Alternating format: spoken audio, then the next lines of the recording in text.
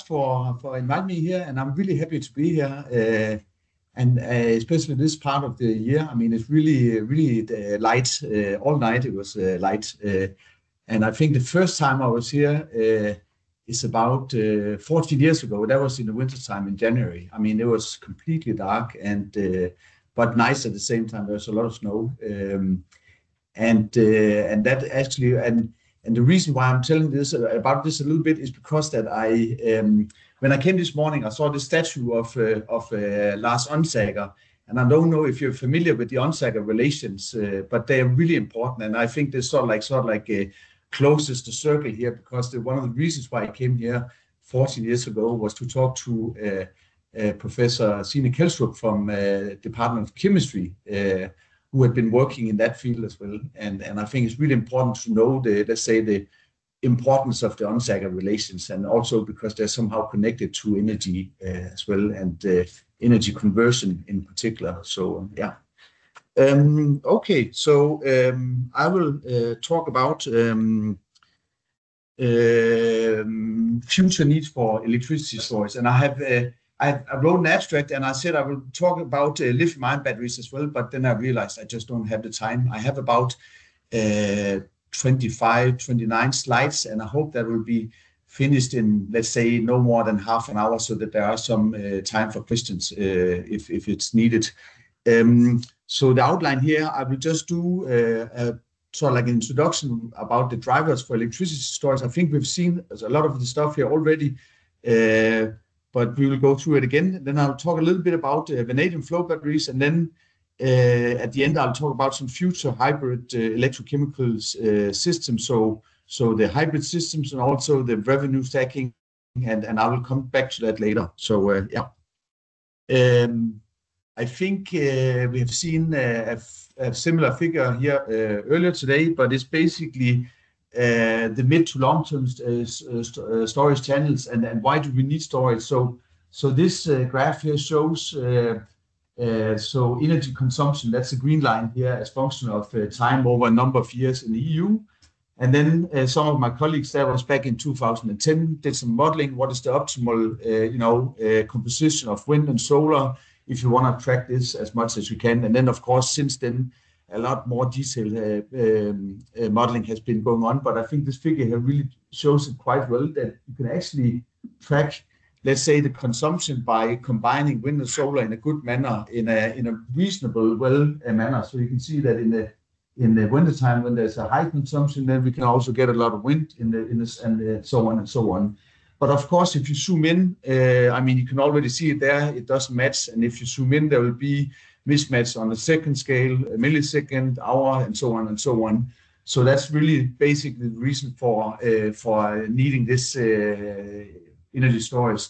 But there are many ways to solve that. I will talk about electrochemical systems today, but I think it's really important to understand that there are many things coming in here. So that could be increased efficiency, also intelligent consumption, so that you actually consume electricity when it's available, rather than just turning on your dishwasher or refrigerator or whatever when you need it.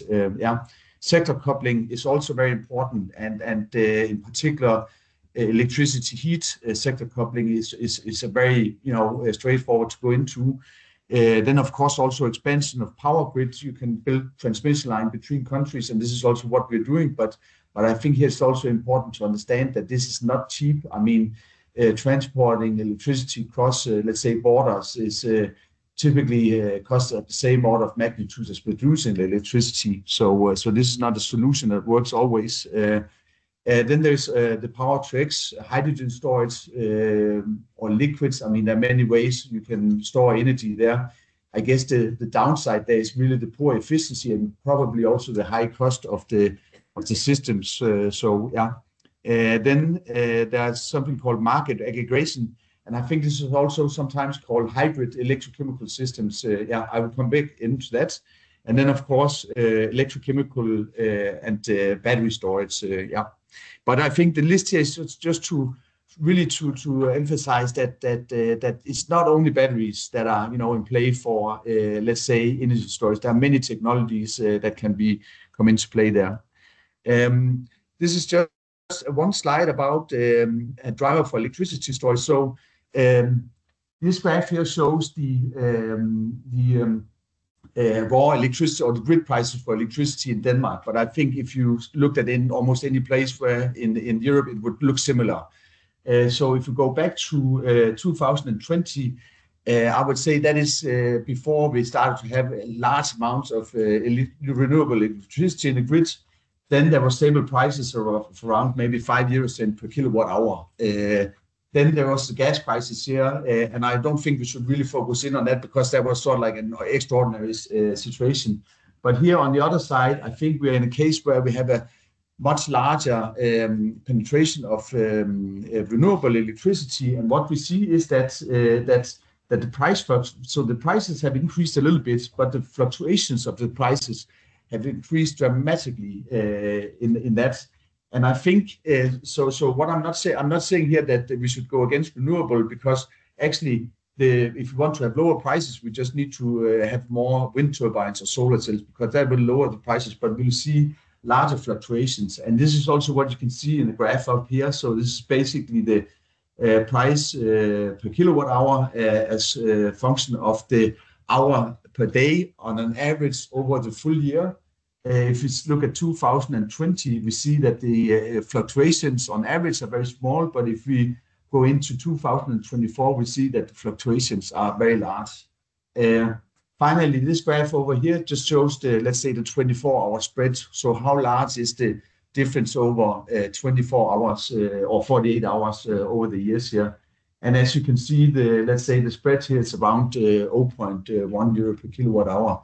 And now we're actually getting up to a magnitude or price where it actually starts to make sense to try and do arbitrage of electricity. Basically, you store it one day, sell it maybe the day after, because the cost related to it, or let's say the revenue related to it is very good. So another driver for electricity storage is also the system services. Basically, you want to stabilize the grid so you can deliver services to the grid, both on a very short time scale, but also on an hourly scale.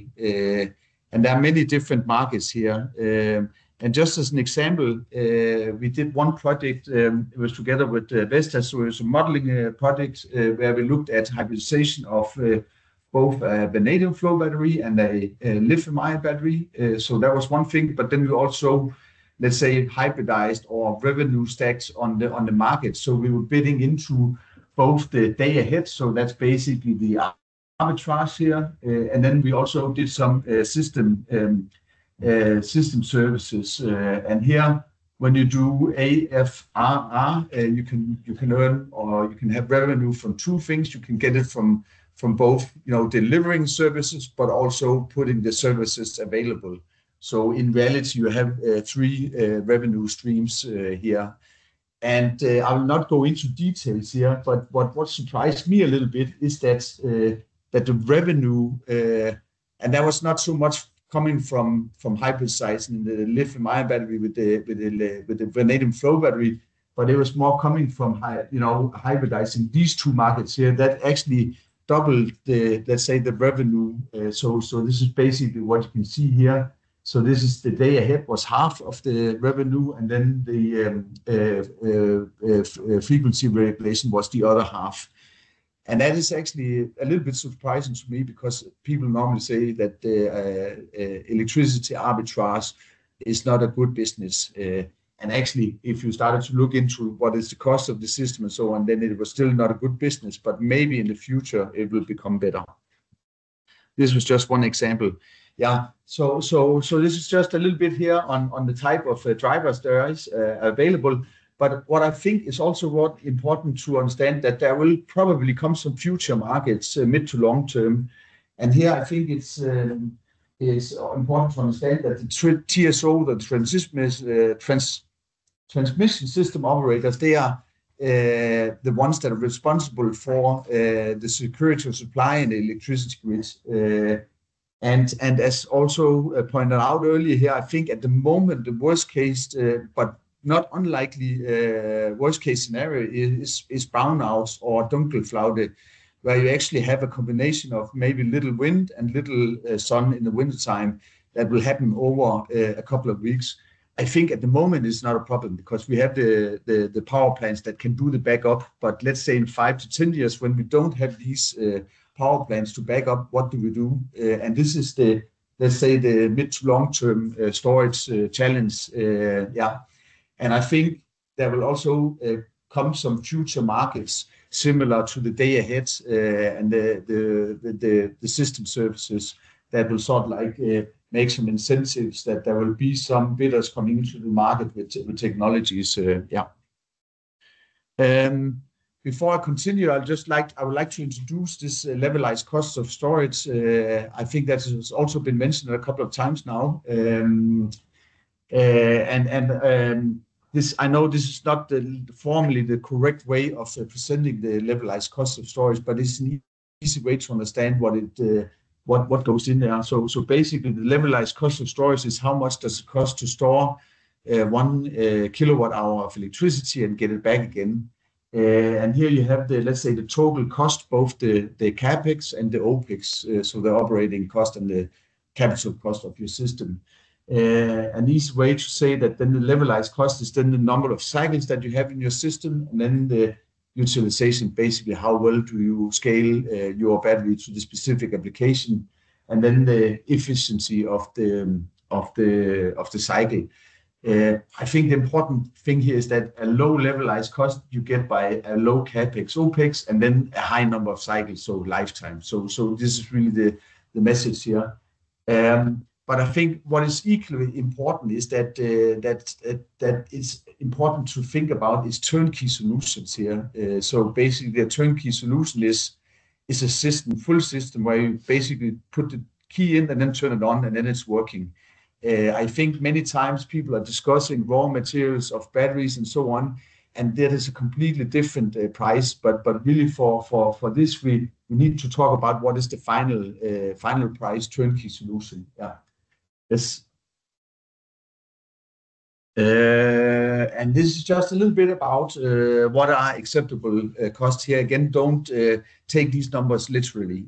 I think you can say that if you have battery systems that have a capex of around, let's say, €100 maybe, and then levelized cost of electricity storage about 5 euro cent per kilowatt hour, that would be a breakthrough target, breakthrough goal. We are not there at all at the moment. But on the other hand, you can also make business cases where €400 per kilowatt hour or 20 euro cents per kilowatt hour per cycle is a good business.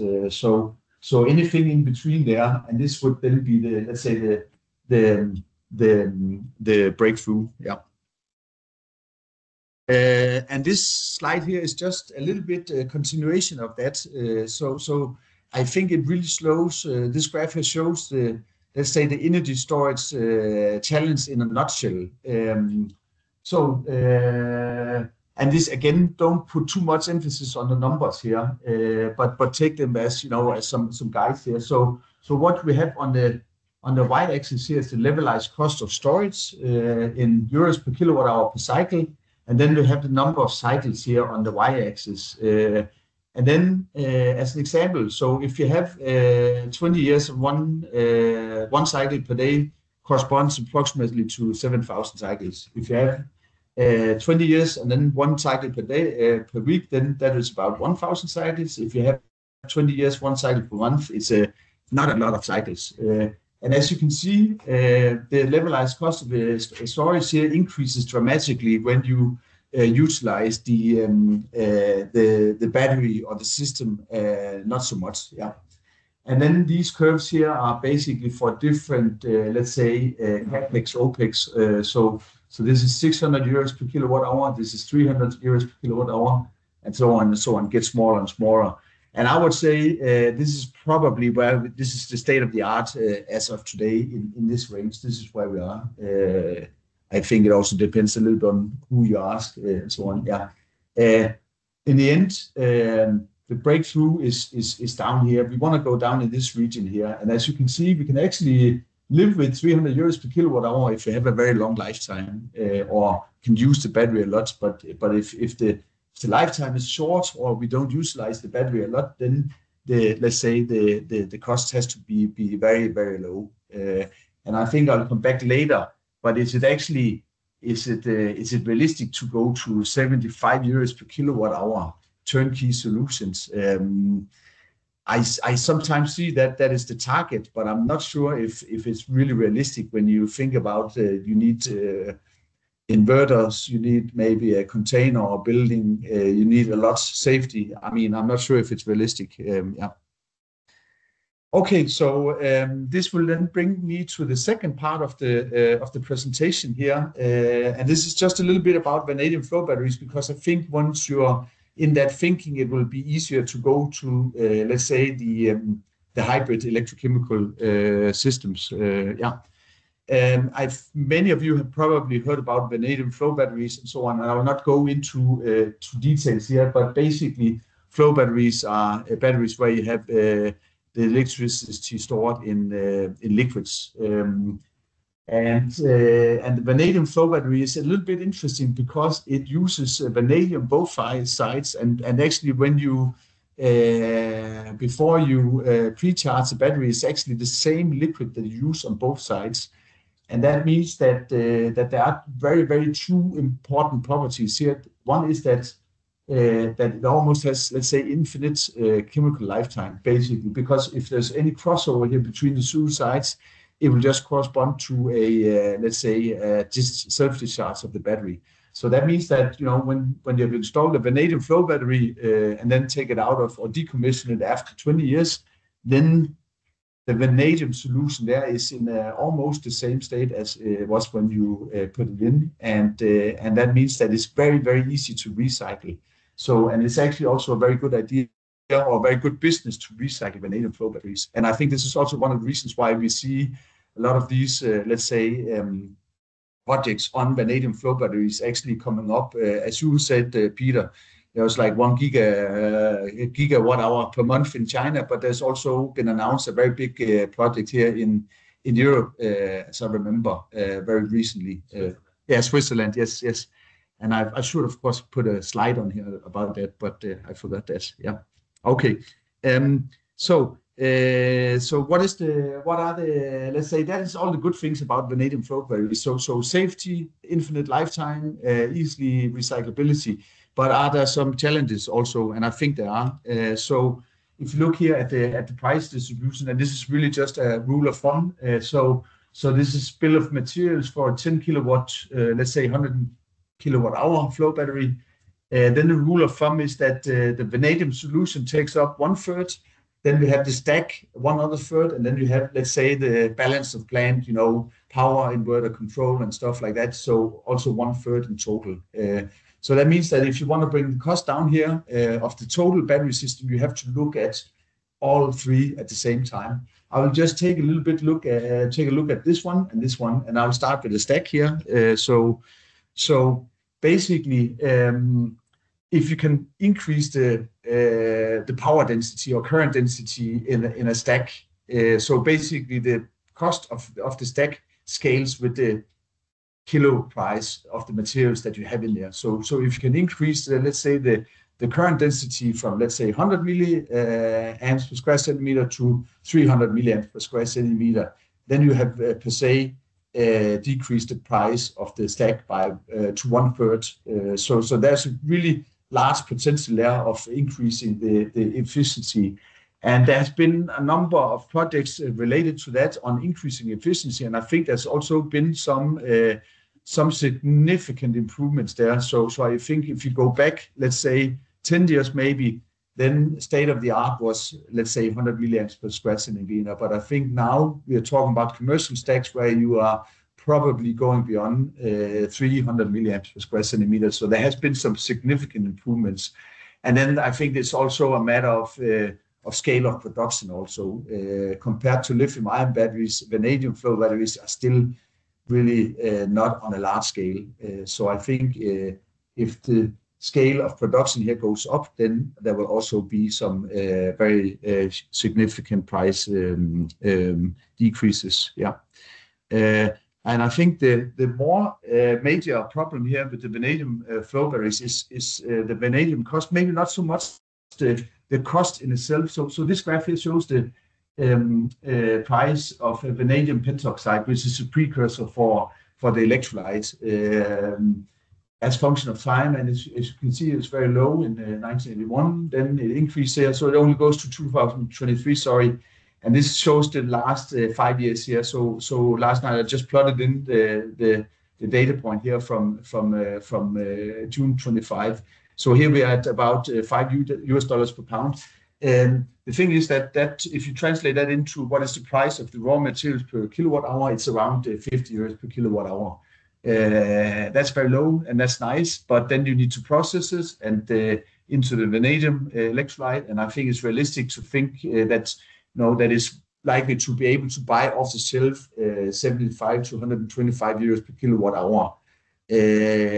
And that includes the processes, of course, also the profit margins for the processors. Yeah. And also there's a lot of vanadium pentoxide mined per year. So that's all nice. But I really think the major problem here is the price volatility. So okay, today it's nice. We can do vanadium flow batteries, but if we wanted to build one in 2022, then the price here was maybe 200 euros per kilowatt hour and not 100 euros per kilowatt hour.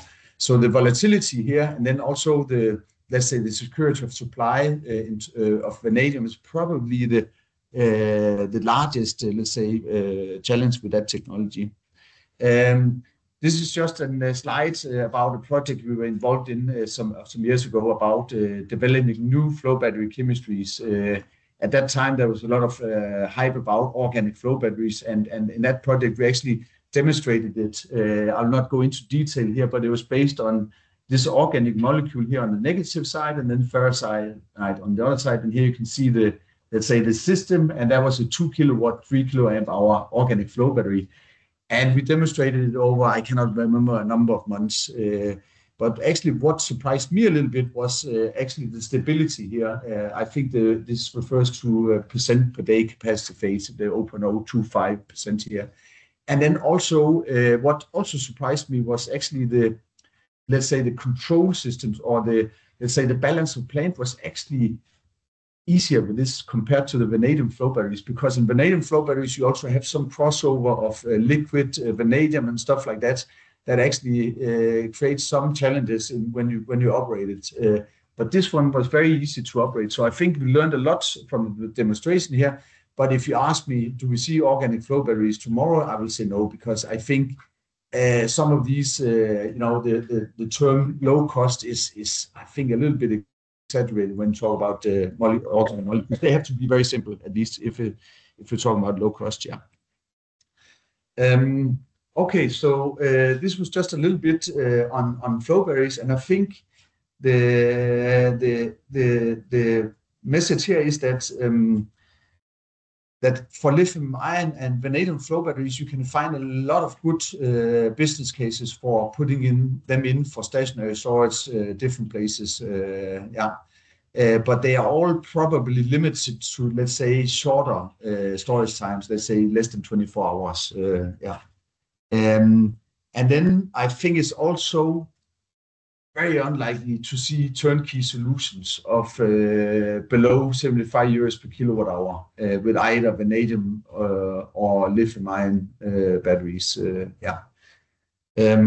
Yes, and that brings me then to the last part here about future hybrid electrochemical systems, and then also a little bit about revenue stacking. Basically, can you bid into more markets at the same time?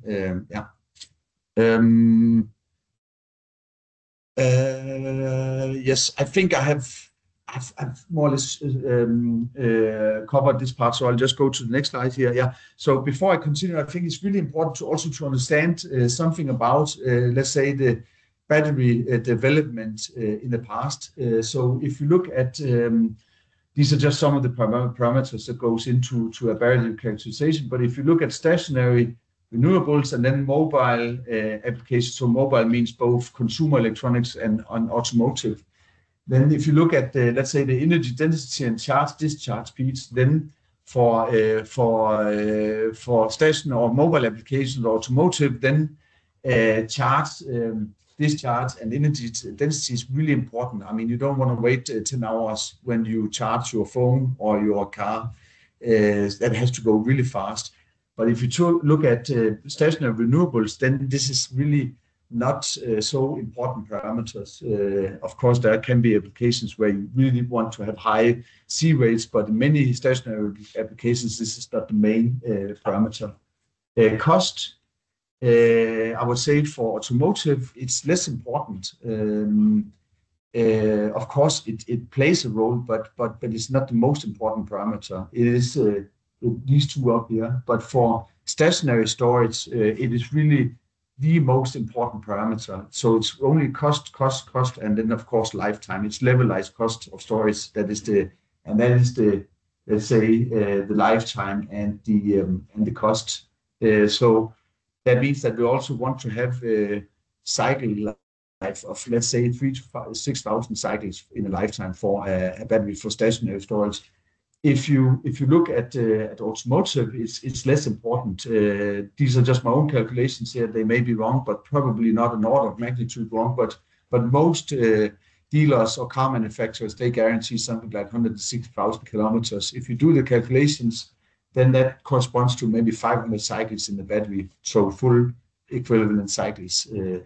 Okay, let's say then also 1,000, but still it's far from this 6,000 that is needed for stationary storage. So the point here is that this is really what has been driving battery research until now, but there may actually be some other chemistries that are more suitable for stationary renewables over here. Yeah.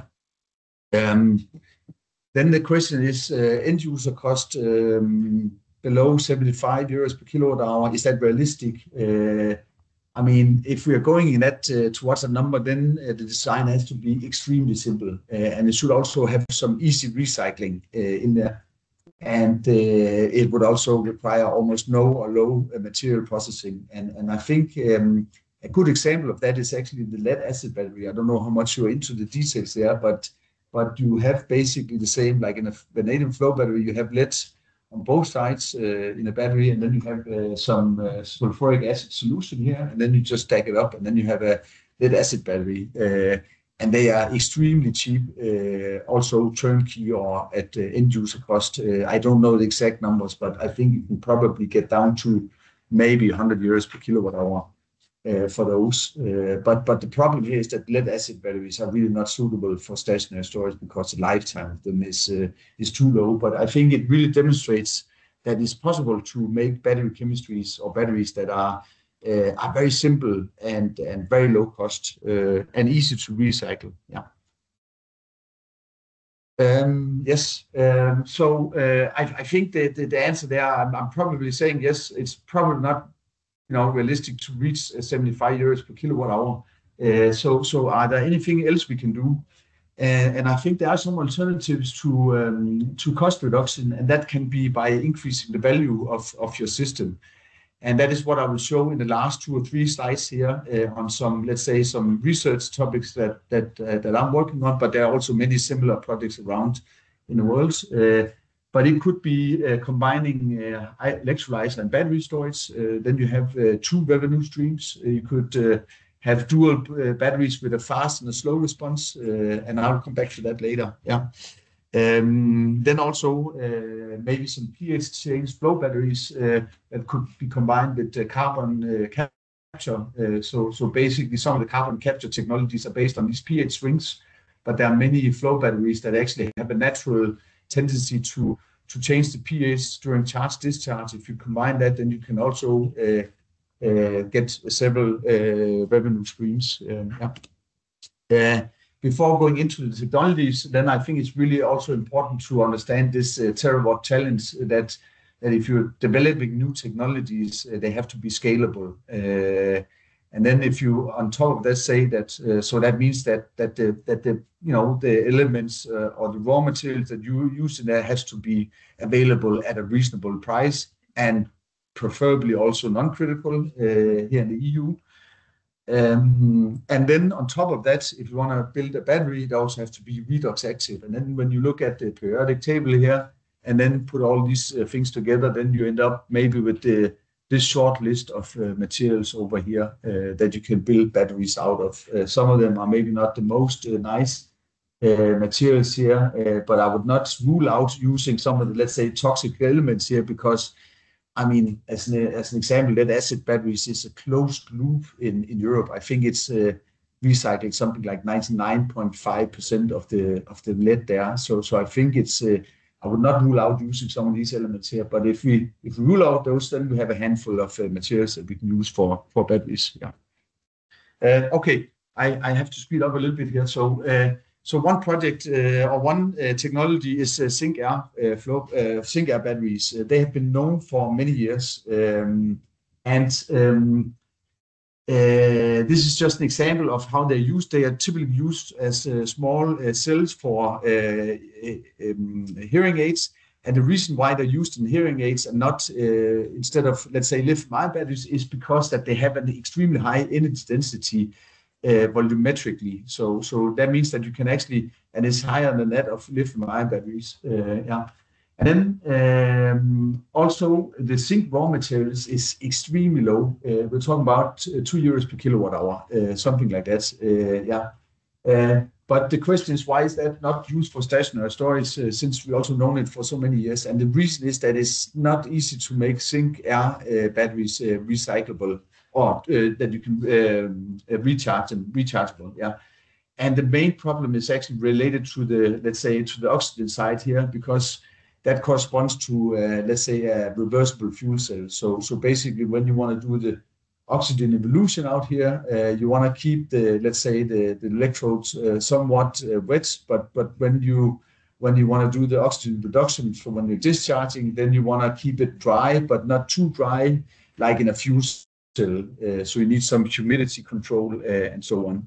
And then there's also you have these gas diffusion layers, ion exchange membranes. Then you have liquid coming through out here, and you have some salt precipitation. So there are many challenges. Yeah, and I think just to be a little bit quick, so the new take here that we are working in one project is actually to do this through what we call mediators. So basically, we have a flow battery system here with some tanks, and then we use some mediators here. So you can consider these mediators as just normal redox pairs you have in a flow battery. So you have the normal flow battery operation. But on top of that, then these energy levels of these mediators are tuned to actually be able to reduce and oxidize the zinc oxide out here. So that means that you get another additional component here by having your zinc oxide particles out here in the tanks.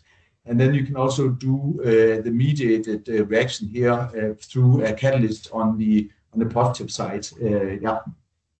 And I'll not go into details here, but I think what is interesting is to maybe try and then go back to this slide here, or this plot here. So how do we plot a hybrid system into this plot? So basically here we have, because for sure the total system will never reach, let's say, €75 per kilowatt hour in cost. But we have a fast responding flow battery here that is based on the normal mediators that can be operating maybe down here with 5,000 cycles or something like this for the full lifetime. But then what is the, let's say, the value of adding the, let's say, the zinc oxide to the system? And that is what we can call the marginal cost. And here, this is just an example. I have not done the calculations, but we can say, okay, it will cost €75 per kilowatt hour to actually add, let's say, the zinc air functionality on top of the existing flow battery. And then we are talking about something that is actually, that is the, let's say, the marginal cost here of adding that. And then if we are having a slow reacting component that is only activated maybe once a month, then actually the levelized cost of storage for that part becomes equally low. And I think that is very an example of where you have these, let's say, hybrid electrochemical systems where you have more things put into the same. Yeah. Another example is a flow battery where you do hydrogen and oxygen evolution again. And it's actually very similar to the one that is shown on the previous slide here. So we have some mediators here in some solutions, and that work actually as a normal flow battery. But then if there are some times where you have prolonged, let's say, excessive amounts of electricity, then this battery will go to full state of charge. But then it would be nice, can we then do hydrogen evolution? And then if you have a reactor here and the meter has sufficiently low redox potential, then it will react with the catalyst particles here to form hydrogen. And then we can do something similar on the other side here, but we could also use, let's say, normal alkaline water electrolysis electrodes inside the cell here to produce the oxygen. Yeah. Yes. And again, if we try and put that into this graph here, we have, and that's actually a little bit more difficult, but we have a fast responding flow battery here that generates revenue on this market. But then what is the marginal cost of actually adding the, let's say, the hydrogen production functionality? And here you could also do it vice versa, because you could probably put up a curve like this for levelized cost of hydrogen production, and then what is the marginal cost of adding the flow battery. But I think here it's natural to say that the flow battery is what you have, because that is the most expensive part compared to the, let's say, to the electrolyzer system. But you could also take another view, what is the cost of having two independent systems, so a flow battery and an electrolyzer standing in the same room, and then compared to this one to calculate the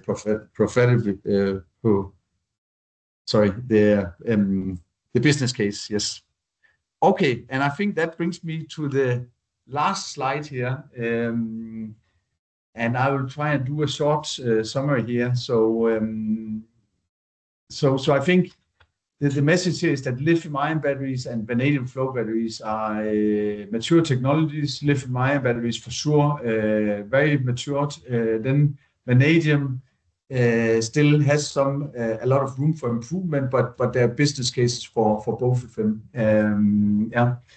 I think for me, I think it's clear that if we're talking about mid to long-term storage, that will require, and that means that we're talking about, let's say, storage beyond, let's say, 24 hours or several days, will require some new kind of chemistries or some hybridization. So, and here, the hybridization could be both, let's say, in terms of chemistries, but also on the market that you, so the market aggregation, you can bid in for more markets or several markets. And that is not so much related, let's say, to the chemical engineering or the chemistry, but more to, let's say, how to do smart programming and digitalization of your control of your systems. Yes. And and I think, I guess the message here is that there are a lot of interesting projects going on everywhere around the world on let's say, on new chemistries. And this is, of course, what I find is very interesting, because that is sort of like also part of my research and what I like to do. But I think, I'm sure that there will, let's say, in the next 2 to 3, 4, 5 years, I'm sure there will be some new technologies on the market that sort of like are non-lithium-ion batteries or non-vanadium flow batteries. And with that, I would like to say thank you, and thank you for listening.